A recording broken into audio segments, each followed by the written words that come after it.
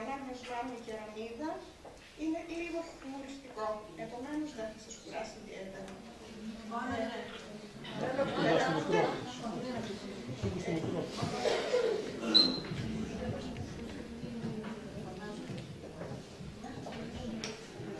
Η κεραμίδα αναφέρεται στο χωριό μου στο Βουγατσικό. Μιλάμε για μια βρύση η οποία είναι στην βορεινή πλευρά του χωριού. Συγγνώμη να φορέσω το γελάκι. Πρώτη ερμηνεία που έπεσε στην αντίληψή μου. Ψημένος πυλός που οι κυλινδρικές του πλάκες χρησιμοποιούνται σαν φωλίδες ψαριού, επικαλύπτοντας δηλαδή μερικώς η μία την άλλη, ώστε να δημιουργηθεί το στεγανό στέγαστρο των σκεπών στα σπίτια. Δεύτερη ερμηνεία, της κεραμίδας δηλαδή. Αναλογική της χρήσης της κι αυτή. Είναι εκείνη της κεραμίδας που τοποθετήθηκε στην βορεινή βρύση του δικού μου χωριού και όχι μόνο, έτσι ώστε να ρέει το νερό που ανάκλιζε από ένα βράχο κατά μήκος του κύριου μέρους της και να δημιουργεί αυτό που λέει η ηχογενής λέξη σούρκα. Δηλαδή μια όμορφη και εύχριστη υδροροή. Συνοπτικά λοιπόν χειρίστηκε η ανθρώπινη αντίληψη το πύληνο αυτό αντικείμενο με αρκούντος έξυπνο τρόπο κάθε φορά. Η τρίτη κεραμίδα δεν είναι ακριβώς εκείνη που θα μου έφερτε διαβαίνοντας ένα σοκάκι παρατρίχα στο κεφάλι, αλλά αυτή η μία που δανείστηκα από το κατάστημα του κυρίου Γκαμπέση. Και για να γίνω πιο σαφής, από τον κολοσσό του κυρίου Γκαμπέση, όπως προτιμά να διαφημίζεται. Το θέμα είναι ότι δεν ήταν καν ολόκληρη κεραμίδα. Εκτός του ότι ήταν κάπως ιδιότυπη, διότι είχε την μια πλευρά της γωνιασμένη και την απέναντί της απλώς ευθύγραμμη, ήταν και λειψή κατά το ίμιση. Τη δανείστηκα για να δω αν μπορώ να την προσαρμόσω στον αυλόγυρο του σπιτιού μου. Και δυστυχώς δεν τέριαξε. Δεν διέθετα επομένως τη δημιουργική από τεχνική άποψη φαντασία που θα προϋπόθεται με σιγουριά και την επακολουθούσα σωστή εφαρμογή της κεραμίδας. Κατέφεσε λοιπόν νοητά η κεραμίδα επί της κεφαλής μου αυτή τη φορά, χρηματίζοντας τις κατασκευαστικές μου απόπειρες. Σε δεύτερο ή τρίτο επίπεδο, δεν ενθυμούμε καλώς, σκέφτηκα ότι η έκφραση σαν κεραμίδα στο κεφάλι πρέπει να οφείλεται στο ότι παλαιότερα οι κεραμίδες στις σκεπές των σπιτιών δεν ήταν καλά στηριγμένες και γι' αυτό έπεφταν συχνά. Ή ότι είναι πιθανόν τα προηγούμενα χρόνια να φυσούσε δυνατότερος αέρας.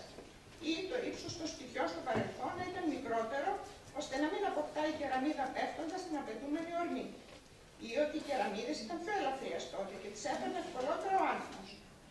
Και μάλλον θα ήταν ελαφρύτερες, γιατί δεν άκουσα να έχουν πεθάνει πολύ από κεραμιδοχτύπημα. Μάλλον η επιδυσκεφαλής κεραμίδα έβγαζε από την καθημερινή ατονία του διερχόμενου. Τότε ήταν που σκέφτηκα ότι για να περπατούν οι άνθρωποι κάτω από τις κεραμιδοσκεπές, για να προφυλαχτούν προφανώς, δεν θα κρατούσαν ομπρέλα όταν έβρεχε. Αναφέρομαι βέβαια στην εποχή που είχαν συνήθως μαζί τους ομπρέλα μόνο οι παπάδες και οι δάσκαλοι. Σήμερα λοιπόν η έκφραση σχετικά με την κεραμίδα χρησιμοποιείται κυρίως μεταφορικά για πράγματα και καταστάσεις που μας έρχονται στη ζωή ακάλεστα και συνοδεύονται με λίγο πόνο και περισσότερο ξάπνισμα. Σημειωτέων είναι ότι αυτές τις εμβριτείς σκέψεις τις έκανα κάτω από μία ομπρέλα σε κάποιο ελληνικό νησί. Δεν ξέρω αν για όσα προανέφερα ήταν υπεύθυνη η ζαλιστική ομορφιά του θαλασσινού ποτήρου και ο καυτός ήλιος. Εγώ πάντως το απέδωσα στην ανάγκη του μυαλού μας να σκέφτεται ακόμα και όταν δεν υπάρχει λόγος για σκέψη. Τη σκέψη για τη σκέψη που λέμε. Ή το σκέφτομαι, άρα υπάρχει. Συν τις άλλες δηλώνω ότι από τον κύριο Γκαμπέση, προσέξτε το αυτό, δεν πήρα ούτε ένα, ούτε καν μισό ευρώ για τη διαφήμιση που του κάνω. Και εγώ όμως, μη γελάτε, ούτε που λογαριάζω να την γυρίσω πίσω την κεραμίδα του.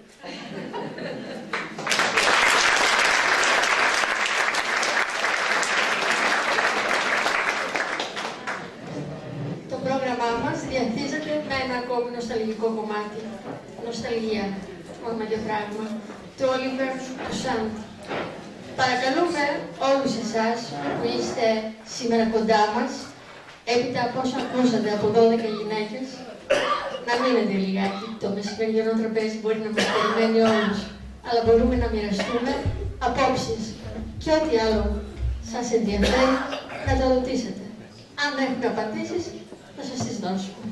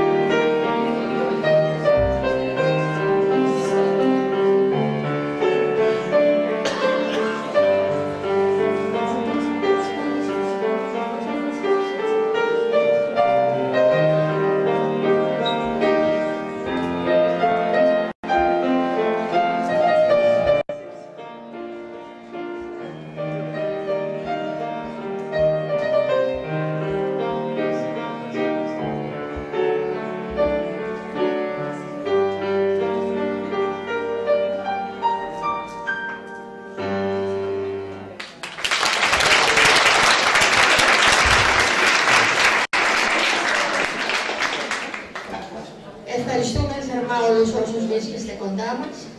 Νομίζω ότι ο καθένας θα μπορούσε να έρθει και στο μικρόφωνο ή από τη θέση όπου μένει να μας ρωτήσει. Μισό λεπτό. Να κάνω εγώ μια διόρθωση. Είπα 2 εκπαιδευτικούς, έχουμε 3 ενεργοί εκπαιδευτικούς και από ό,τι κατάλαβα στο συνταξιούχο εκπαιδευτικό. Ακόμα περισσότερη περηφάνεια μας να μην τέσει στην Λαβέντη. Να κάνω την ερώτηση για την διόρθωση, γιατί ξέχασα. Και εγώ να ζητήσω την κατανόηση και από την κυρία Παναγιωτήδου εδώ, γιατί μέσα στη ροή του λόγου ξεχνάει κανείς και την ιδιότητα της κάθε καλεσμένης. Έτσι, ελπίζω να το συγχωρήσετε.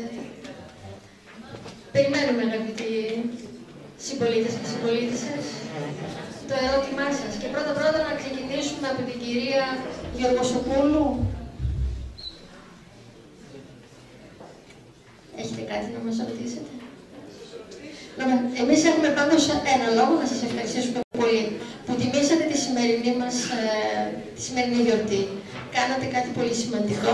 Ξέρουμε ότι υπάρχουν και άλλα πρόσωπα τα οποία έτσι είναι αθόρυβα ολόγυρά σας και τα συγχαίρουμε από καρδιάς για τη βοήθεια που προσέφεραν στη σημερινή εκδήλωση. Εγώ θα ήθελα να ευχαριστήσω για άλλη μια φορά τις κυρίες που ήταν σήμερα εδώ, όχι απλά γιατί ήρθαν, αλλά γιατί μας πρόσφεραν με τον τρόπο τους κάθε μία ξεχωριστά την ψυχή τους και τα γραπτά τους. Και φυσικά όλους εσάς οι οποίοι ήρθατε και με έτσι όμορφο τρόπο παρακολουθήσατε αυτός που σας προσφέραμε. Ελπίζω, εάν υπήρξαν κάποια λάθη, να διορθωθούμε την επόμενη φορά και να προσφέρουμε στους πολίτες της Καστοριάς ακόμα κάτι καλύτερο και πιο εκπληκτικότερο. Να είστε καλά.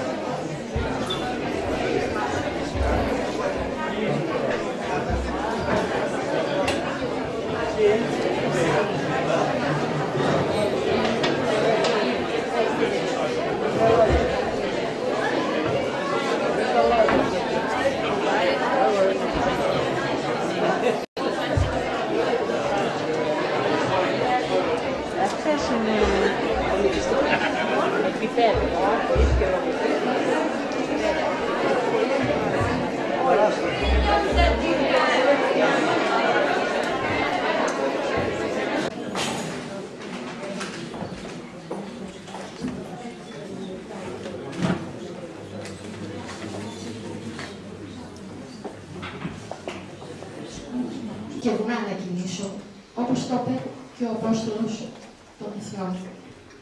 Όλοι μαζί μπορούμε λοιπόν να συμβάλλουμε στην αποκατάσταση της εικόνας του κόσμου μας που καταστρέφουμε με τα ίδια μας τα χέρια, αγνοώντας το δημιουργό της.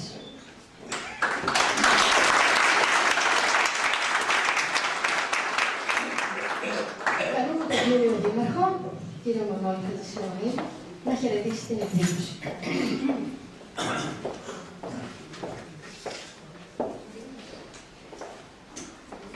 Καλημέρα. Εγώ θα